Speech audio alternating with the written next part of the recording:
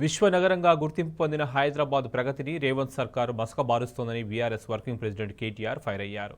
కేవలం రాజకీయ కక్షతోనే ప్రభుత్వ లోగో నుంచి చార్మినార్ను తొలగించాలని నిర్ణయించారని ధ్వజమెత్తారు. కేసీఆర్ 10 ఏళ్ల ప్రగతిని కొనసాగించాలని అసమర్థ ప్రభుత్వమని మండిపడ్డారు. గతంలో కాంగ్రెస్ హయాంలో చార్మినార్ 400 ఏళ్ల ఉత్సవాలు జరిగాయని గుర్తు చేసిన కేటీఆర్ 440 ఏళ్ల చారిత్రక వారసత్వాన్ని రాచరిక చిహ్నంగా పేర్కొనడం రేవంత్ సర్కారు భావదారిద్ర్యమన్నారు. బీఆర్ఎస్ నేతలతో కలిసి చార్మినార్ వద్ద కేటీఆర్ నిరసన తెలిపారు. ప్రజలకు మేలు చేస్తుందని కాంగ్రెస్ ప్రభుత్వాన్ని ఎన్నుకుంటే మూర్ఖపు నిర్ణయాలతో ప్రజల ఆత్మగౌరవాన్ని దెబ్బతీస్తోందని నిప్పులు జరిగారు కేటీఆర్.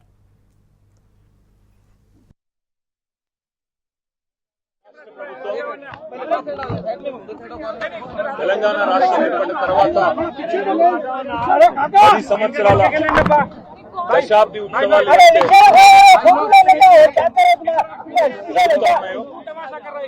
ఈ దశాబ్ది ఉత్సవాల సందర్భంగా ఈ 10 ఏళ్లలో ఏదైనా మంచి జరిగిన పరిస్థితి ఉంటే దాని గురించి వివరంగా ప్రజలకు చెప్పాలి, దేశానికి చెప్పాలి. 10 ఏళ్లలో ఎన్నో త్యాగాలతో ఎన్నో పోరాటాలతో సాధించుకున్న తెలంగాణలో ఈరోజు దశాబ్ది ఉత్సవాలు నిజానికి ఒక పండుగ వాతావరణంలో, సంతోషభరితమైన వాతావరణంలో జరగాలి.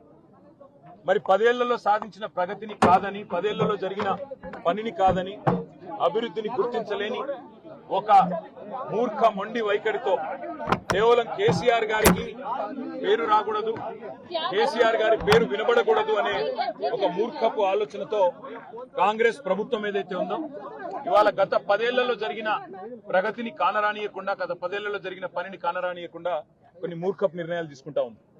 అందులో ముఖ్యంగా ఈ రేవంత్ రెడ్డి ప్రభుత్వం వచ్చిన తర్వాత తెలంగాణ రాష్ట్ర రాజముద్రలో తెలంగాణ వారసత్వానికి, తెలంగాణలోని గొప్పతనానికి, ఇక్కడి సాంస్కృతిక చిహ్నాలకు గొప్ప సింబల్ గా ఉన్న హైదరాబాద్ అంటేనే ప్రపంచవ్యాప్తంగా ముందుగా గుర్తొచ్చేది చార్మినార్. బ్రహ్మాండంగా చార్మినార్ ఒకటే కాదు, ఇవాళ తెలంగాణ అంటేనే గుర్తొచ్చేది కాకతీయ వారసత్వానికి చిహ్నంగా ఉన్న కాకతీయ కళాతోరణం. హైదరాబాద్ తెలంగాణకి మొదటి ప్రాముఖ్యత కలిగిన పట్టణం అయితే, రెండవ ప్రాముఖ్యత కలిగిన పట్టణం, సెకండ్ లార్జెస్ట్ సిటీ వరంగల్.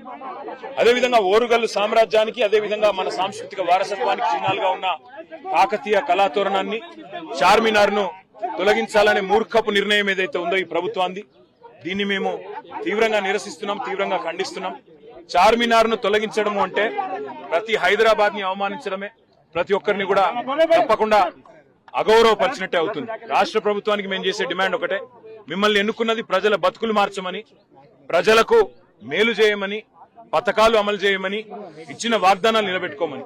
అంతేగాని ఇవాళ చార్మినార్ ని తొలగిస్తా, కాకతీయ కళాతోరణాన్ని తొలగిస్తా అంటూ మూర్ఖపు నిర్ణయాలు ఏదైతే ముఖ్యమంత్రి రేవంత్ రెడ్డి చేస్తా ఉన్నాడో వారికి మేము తెలంగాణ ప్రజాస్వామ్యం పక్షాన, ప్రజల పక్షాన, తెలంగాణ ప్రజల పక్షాన చేసే డిమాండ్, ఇలాంటి మూర్ఖపు నిర్ణయాలు విరమించుకోండి.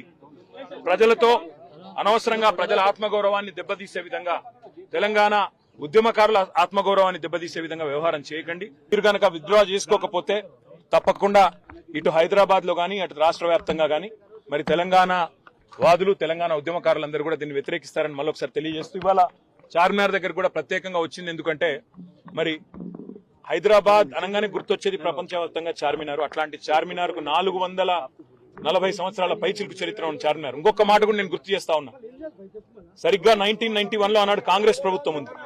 కాంగ్రెస్ ప్రభుత్వం ఉన్నప్పుడు 400 సంవత్సరాల చార్మినార్ కి నిండితే 400 షహర్ హమారా అంటూ ఆనాడు అప్పటి కాంగ్రెస్ ప్రభుత్వం ఘనంగా ఆ చారులోనే చార్మినార్ ను కూడా పెట్టి ఘనంగా సెలబ్రేషన్స్ కూడా చేసింది.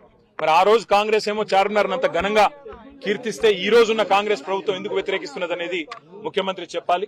దీన్ని తప్పకుండా మేము వ్యతిరేకిస్తున్నాం, నిరసన కార్యక్రమాలు కూడా చేపడతామని చెప్పి కూడా తెలియజేస్తూ ప్రభుత్వం ఇప్పటికైనా మూర్ఖపు వైఖరి మానుకోవాలని చెప్పి కూడా విజ్ఞప్తి చేస్తాం.